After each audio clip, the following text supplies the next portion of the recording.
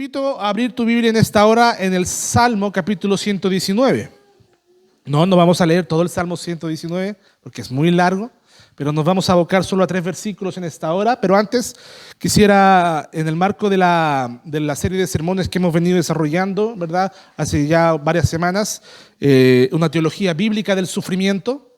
Hoy día vamos a tocar un tema que es importante. El nombre del sermón tiene por título: La aflicción del justo no es un accidente. ¿Ya? No es un accidente. Salmos capítulo 119, versículos 67, versículo 71 y versículo 75. 3 versículos en los que el salmista reconoce una realidad que estoy seguro que de alguna forma también nos va a identificar. Salmo 119, versículo 67 dice así: Antes que fuera yo humillado, descarriado andaba, mas ahora guardo tu palabra. El versículo 71 dice: Bueno me es haber sido humillado para que aprenda tus estatutos. El versículo 75 dice: Conozco, oh Jehová, que tus juicios son justos y que conforme a tu fidelidad me afligiste. Amén. 3 pasajes, 3 versículos muy interesantes, poderosos, y que muchas veces como hombres humanos que evitamos el confronto y evitamos la verdad, hacemos vista gorda. No la asimilamos. Ahora, quisiera partir con algunas preguntas. ¿Alguna vez te has preguntado por qué Dios permitió alguna vez esa prueba tan dura en tu vida? ¿Alguna vez te has preguntado por qué Dios permitió esa prueba tan dura en tu vida? ¿Te has encontrado en un momento en que todo parecía quebrarse a tu alrededor y lo único que podías pensar era: ¿por qué, Señor, permites esto en mi vida? Bueno, si eres creyente, tarde o temprano has pasado o pasarás por esa tormenta. Perdóname si tengo que ser sincero al decirlo, ¿verdad? La dificultad no es ajena a las Escrituras. El apóstol Pedro nos decía, ¿verdad? No os sorprendáis cuando venga la prueba de fuego sobre vosotros. No te sorprenda cuando llegue el momento de prueba, de aflicción, de quebranto. Y lo más desconcertante de todo es que muchas veces esta tormenta no es producto de una mala decisión. No necesariamente. Aunque hay que hacer la distinción de repente cuando la aflicción viene por causa del pecado, como fruto del pecado, ¿verdad? Pero a veces no pasa necesariamente por una mala decisión ni consecuencia de un pecado evidente, sino que a veces llega cuando estás caminando con el Señor. A veces la aflicción llega cuando las cosas van bien, ¿verdad? Cuando parece que tu espiritualidad está enriquecida, cuando todo va bien. Y quiero ilustrarlo con algo muy simple, amado hermano, amada hermana, en esta mañana. Los árboles que crecen en invernaderos, escúcheme bien, ¿verdad? Crecen protegidos del viento, protegidos de la lluvia, protegidos de las heladas, ¿verdad? Parecen sanos, pero sus raíces son débiles. En cambio, los árboles que enfrentan vientos fuertes desarrollan raíces más profundas y firmes. ¿Qué las fortalece? ¿Qué fortalece esas raíces? La presión del viento las fortalece, amado hermano, ¿verdad? Lo mismo sucede con nuestra fe. La ausencia de prueba, hermano amado, amada hermana, la ausencia de dificultades, la ausencia de prueba puede hacernos superficiales, puede volvernos caprichosos, niños mimados, ¿verdad? Esta semana vi en redes sociales que se viralizó en el sur de Chile una familia que caminó varios kilómetros para llegar a la iglesia y grababa a la familia con niños pequeños. No sé si alguno tuvo la oportunidad de verlo. Y cruzaban una zanja, ¿verdad? Cruzaban un arroyo y tenían que meter las patitas en el barro para llegar a la iglesia. Y yo decía: wow, qué tremendo. Yo de repente, ¿verdad? Si el auto se me descompone, se me echa el mundo a morir, ¿verdad? Porque no sé cómo llegar a la iglesia, porque no sé. Amado hermano, las comodidades o la ausencia de pruebas puede hacernos personas superficiales. Puede hacernos personas muy blanditas, ¿verdad? Pero las tormentas profundas nos arraigan más firmemente en Dios. Y eso es algo que aún los padres, sin ser cristianos necesariamente, aunque cada vez menos, entendemos que es así. Cuando uno le da todo en bandeja a los hijos se vuelven personas superficiales, caprichosas, mimadas, que no valoran nada, ¿verdad? Lo que tienen, y probablemente nunca les cuesta mucho más madurar. Ahora bien, hermanos amados, esta es una de las verdades que hemos estado explorando juntos en esta serie de sermones. A lo largo de esta serie de sermones hemos venido explorando esta realidad. Ya hemos aprendido primero que al cristiano no le debe extrañar las aflicciones, porque solamente la teología satánica de la prosperidad, ¿verdad?, es aquella que enseña que el cristiano no puede sufrir, que el cristiano no le puede venir una crisis económica, que el cristiano no le puede venir una enfermedad. Hermano, no va por ahí la cosa, ¿verdad? Hemos aprendido que al cristiano no le deben extrañar las aflicciones. También hemos visto que Jesús y la tormenta no son incompatibles. A veces cuando sufrimos no significa que Jesús se ha apartado de nosotros. También hemos aprendido, hermanos amados, que el cristiano, que Cristo conoce nuestras debilidades y se compadece porque Él tuvo un rostro humano, un cuerpo humano, pies humanos y puede entender perfectamente nuestras necesidades, ¿verdad? Nuestros padecimientos. Así también hemos entendido, hermano amado, que aún el creyente verdadero puede tambalearse profundamente sin dejar de ser amado y sostenido por el Señor. Puede pasar que un cristiano esté en mucha debilidad sin dejar de tener una fe genuina, una fe verdadera. Hoy, la idea que pretendo expresar en esta serie temática es la siguiente: los sufrimientos del creyente son designios del Señor. Los sufrimientos del creyente son designios del Señor. O sea, no son accidentes. Los sufrimientos del creyente no son fortuitos o causa del azar, ¿verdad?, sino que son designios del Señor. No son castigos arbitrarios, sino que son diseños, consejos, decretos, sabios, santos, aunque dolorosos, pero llenos de propósito. Amado hermano, si el propósito de Dios no puede ser sino santo, justo y perfecto, porque Dios es santo, justo y perfecto. En el Evangelio de Marcos vimos que Cristo envió deliberadamente a sus discípulos a la tormenta en las series pasadas, ¿verdad? Y en el Salmo 119, que es el pasaje que expondremos en esta hora, escuchamos a un creyente decir con madurez espiritual lo siguiente: bueno me es haber sido humillado para que aprenda tus estatutos, dice el versículo 71. Y el 75 profundiza más y dice: conozco, oh Jehová, que conforme a tu fidelidad me afligiste. ¿Ya? Estas palabras no son meramente intelectuales, ¿verdad? Nosotros podríamos tener una teología muy desarrollada, elaborada acerca de cómo antropológicamente podemos enfrentar, ¿verdad?, la adversidad y todo esto. Pero el autor de este salmo no está abordándolo desde el intelecto, porque no se aprenden este tipo de cosas, no se aprenden en el seminario teológico. Nacen de un alma que miró al cielo en medio de la tormenta y encontró allí al Dios que sigue gobernando el viento, la adversidad y las tormentas.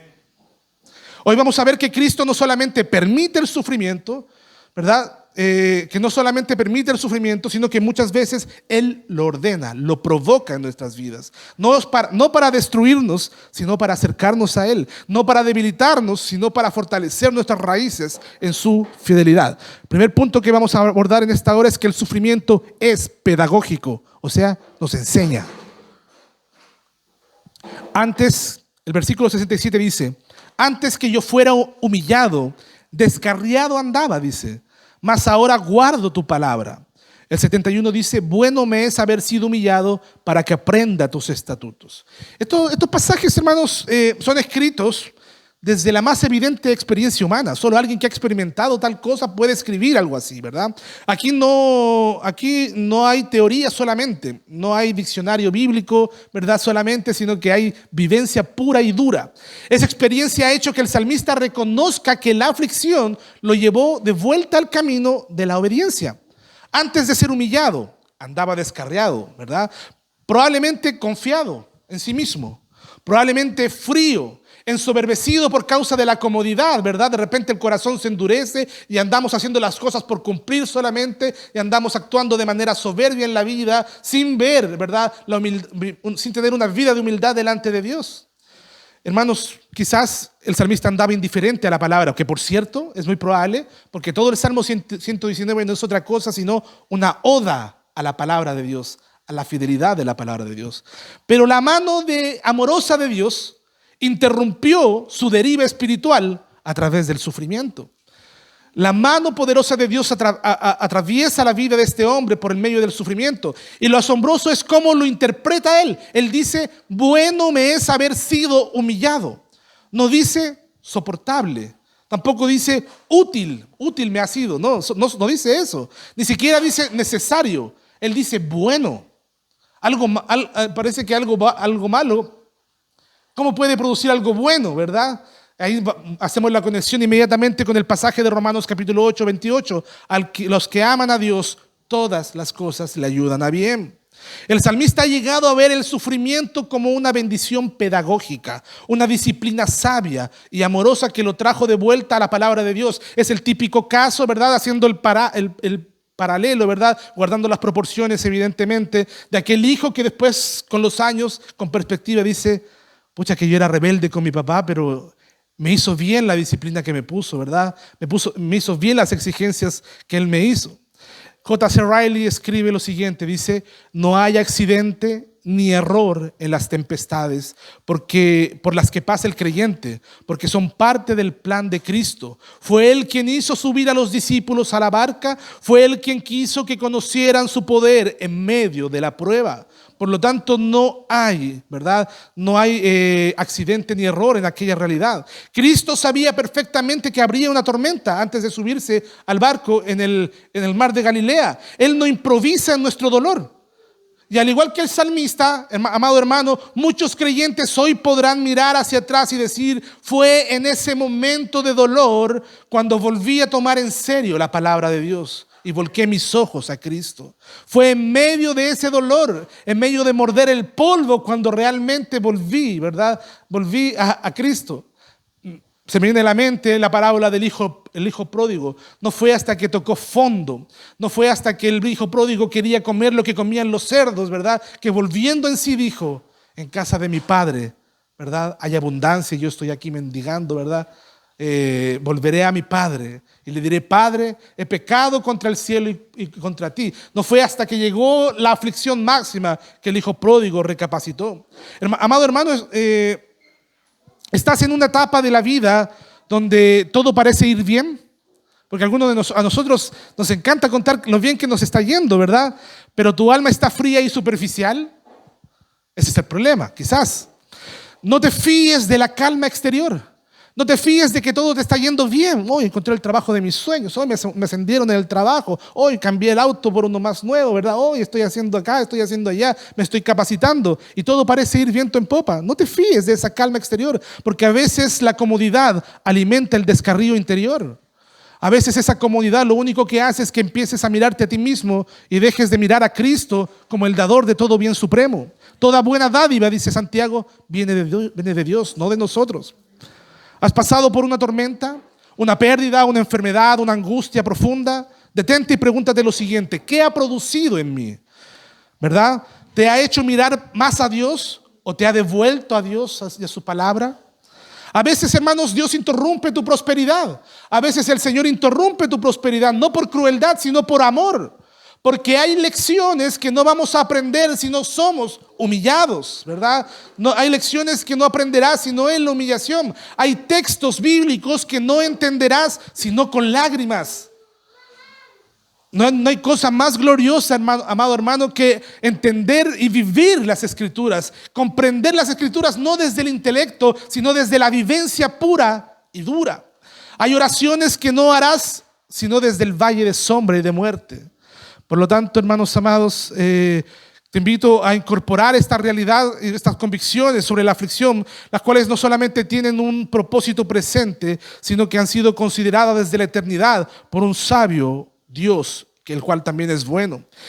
Nuestras confesiones de fe nos hablan absolutamente al respecto de esto. La confesión de fe de Westminster, en su capítulo 3, inciso 1, dice: Dios, desde toda la eternidad, por el muy sabio y santo consejo de su propia voluntad, ha decretado libre e inmutablemente todo cuanto acontece. Lo que estamos diciendo es que Dios es un Dios absolutamente soberano, ¿verdad? Que todo lo que sucede, acontece desde la eternidad, Él lo ha dispuesto. Esto significa que tu aflicción, abordando el tema de la aflicción, tu aflicción no llegó tarde ni llegó temprano, ¿verdad? Llegó justo cuando Dios lo decretó. No es un estorbo en tu crecimiento, sino que es el instrumento diseñado desde la eternidad para formar el carácter cristiano, para hacerte volver a la palabra, para preparar tu corazón para la gloria futura. Nadie escapa del plan de Dios, amado hermano, amada hermana. Nadie escapa del plan de Dios, ni siquiera las cosas que más duelen. Como dijo Charles Spurgeon, todo lo que sucede al creyente es ordenado por Dios. Incluso los cabellos de su cabeza están todos contados. ¿Tú crees que si Dios tiene la posibilidad de conocer hasta el cabello más mínimo que se cae de tu cabeza, no está bajo el control de tus problemas y tus aflicciones? Veamos que como segundo punto, que Dios es fiel a su propósito. El versículo 75 dice: conozco, ¿verdad? He entendido, oh Jehová, que tus juicios son justos y que conforme a tu fidelidad me afligiste. El salmista hace una afirmación aquí muy interesante, amado hermano, porque no solamente acepta la aflicción de manera estoica o de manera nihilista, ¿verdad? Un sinsentido, sino que lo interpreta a la luz del carácter de Dios. Si la aflicción viene de Dios, esa aflicción tiene que ser justa, santa y fiel, ¿verdad? No dice simplemente tú me afligiste, sino dice conforme a tu fidelidad me afligiste. El Señor tiene un propósito, el Señor ha decretado todo lo que ha de acontecer, tiene un propósito bueno, caminos de bien, ¿verdad? Pensamientos de bien, dice el profeta Isaías sobre nosotros, y Él es fiel a ese propósito. Él hará cumplir ese propósito. ¿Para qué? Para que se cumpla, que aquel que comenzó la buena obra sea fiel en concretarla, ¿verdad? Por lo tanto, el propósito de Dios es importante. Conforme a tu fidelidad me afligiste, dice el salmista. O sea, la aflicción no contradice el amor de Dios. No contradice el amor de Dios. No dudes de que Dios te ame en medio de la aflicción, sino que confirma el amor de Dios. De hecho, por paradójico que suene, lo que a simple vista parece duro, el salmista lo llama justo. Es lo que corresponde, dice. Lo que duele, él lo atribuye a la fidelidad de Dios, ¿verdad? Lo atribuye a la fidelidad de Dios. Su teología no fue destruida por el sufrimiento, sino que fue profundizada. Ahora conozco mucho mejor a Dios, ¿verdad?, que antes. Es lo mismo que dijo Job. Podríamos haber tocado a Job también en este sermón, ¿verdad? Cuando después de todo el quebranto y el sufrimiento que vivió, sus palabras son maravillosas, ¿verdad? De oídas te había oído, mas ahora mis ojos te ven. Ahora puedo entender mucho más profundo quién es Dios y lo que Él quiere para mí.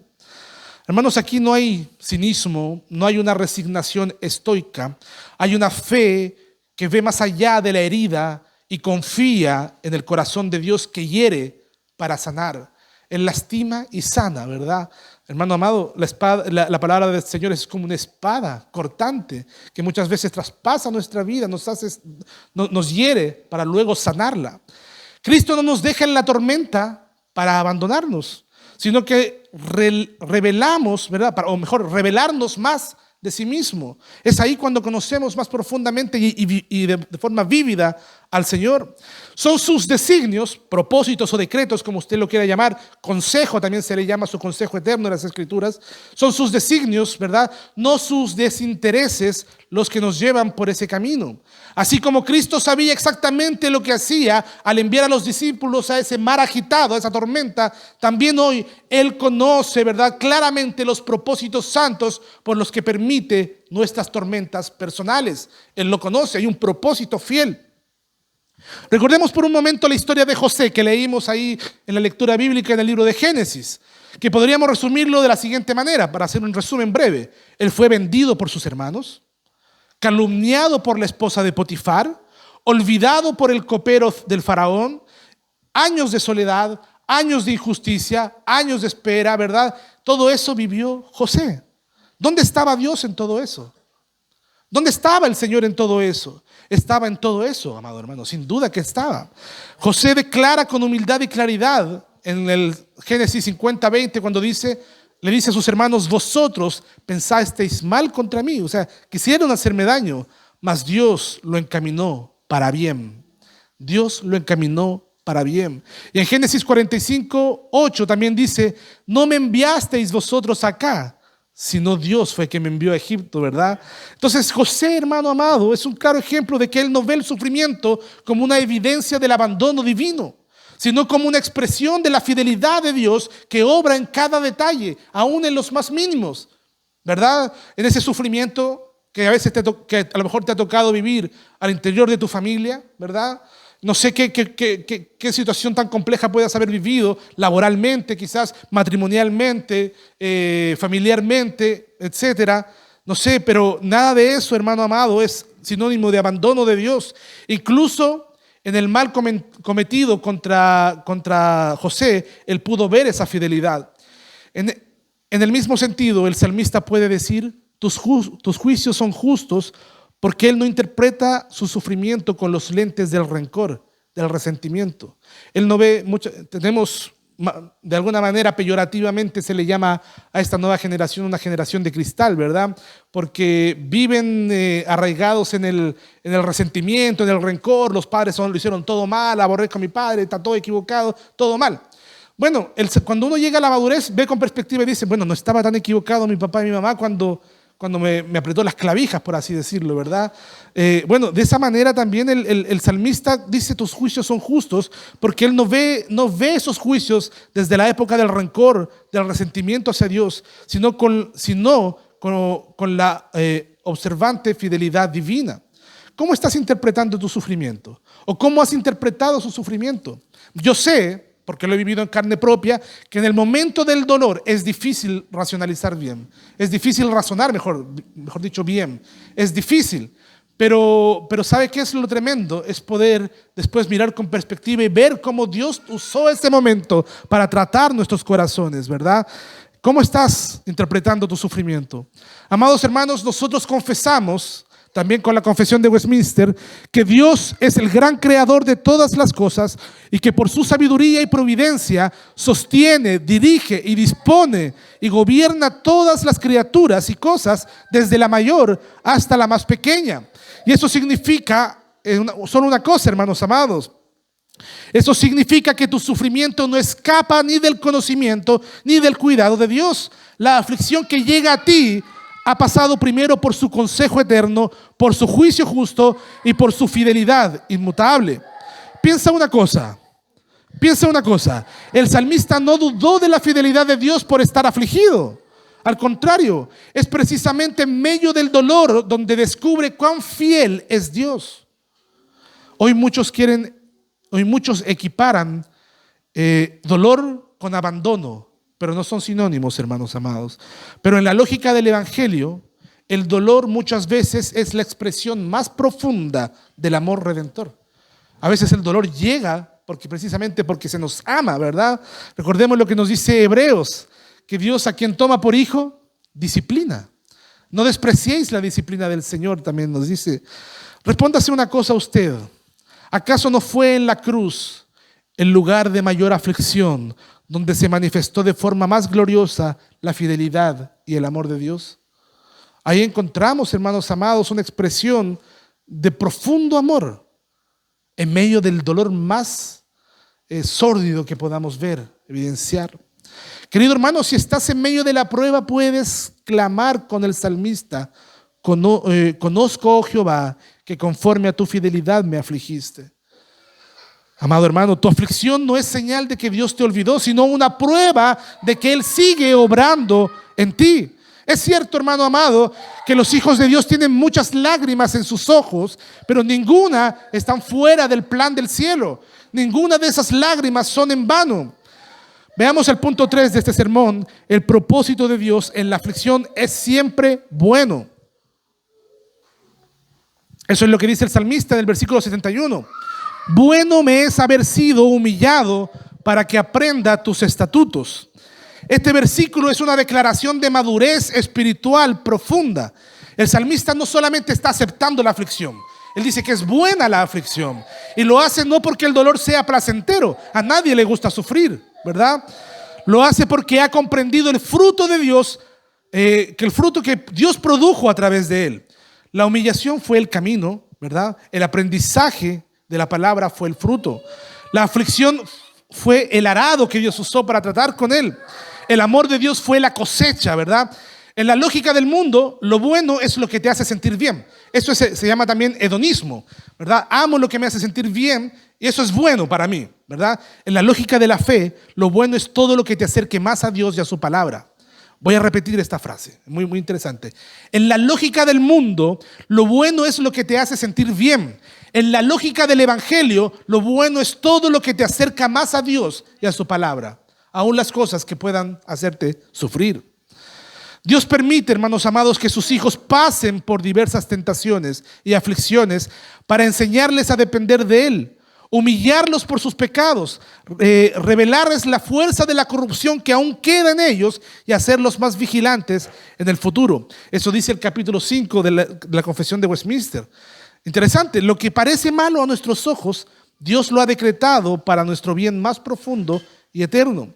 Ya para ir terminando, amado hermano, tal vez ahora no entiendas lo que Dios está haciendo con tu vida o ha hecho con tu vida. Pero llegará un momento en que mirarás atrás y dirás con el salmista: fue bueno para mí haber sido humillado.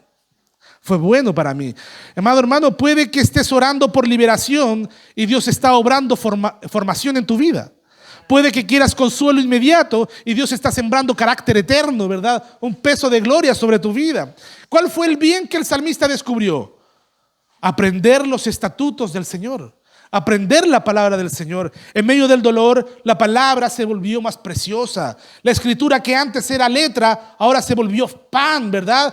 Bienaventurados los que tienen hambre y sed de justicia, porque ellos serán saciados, dice el Salmo 5. De la misma manera, en medio de la aflicción, el salmista fue saciado con la palabra de Dios. La oración que antes era rutina, se volvió aliento, clamor verdadero.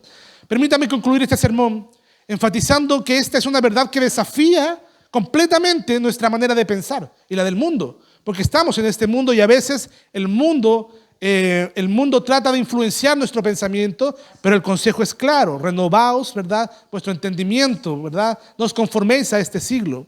Hermanos, desafía nuestra manera natural de pensar. Nuestro pensamiento es el siguiente: la aflicción en la vida del creyente no es un accidente, sino un propósito. No es castigo, no es azar, sino propósito con amor. Y aunque nos duele admitirlo, porque el mundo podría escuchar esta palabra y decía: ¿para qué quiero servir a un Dios así? ¿Para qué quiero servir a un Dios que para hacerme un bien me tiene que hacer un mal? ¿Verdad? La escritura, hermanos amados, aunque nos duela admitirlo, muchas veces ha sido la aflicción la que nos trajo de vuelta a la palabra, a la oración, al temor del Señor.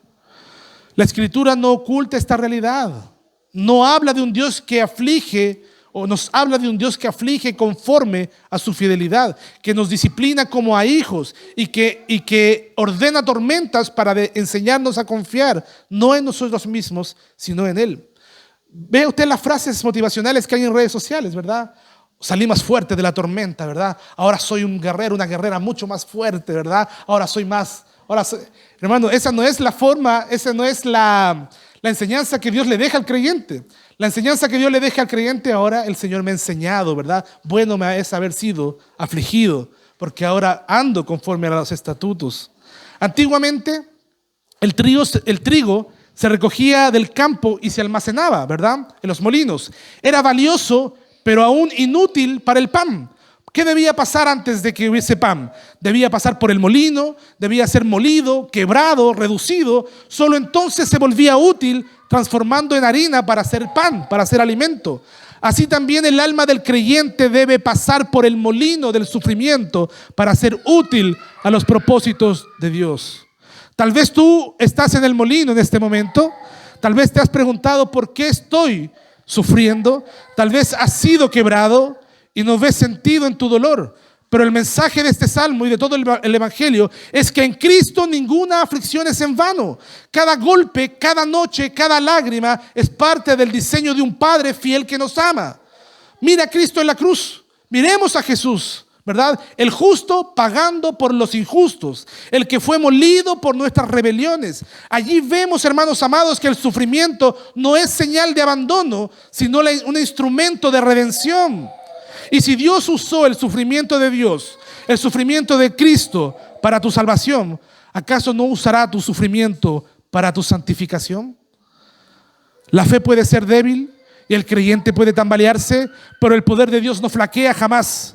Quizás te has alejado de Dios en medio de la tormenta. El dolor a lo mejor te ha enfriado, la prueba te distrajo, los afanes te absorbieron y hoy has vuelto a mirar hacia arriba. Y quiero decirte con toda la autoridad del Evangelio que Cristo no te ha desechado, que Cristo no nos ha desechado. Él no abandona a los suyos cuando tiemblan, sino que Él restaura a los quebrantados de corazón. Te invito en esta hora a mirar la aflicción desde esa perspectiva, amado hermano, amada hermana. Soli Deo Gloria, pongámonos de pie, oremos al Señor.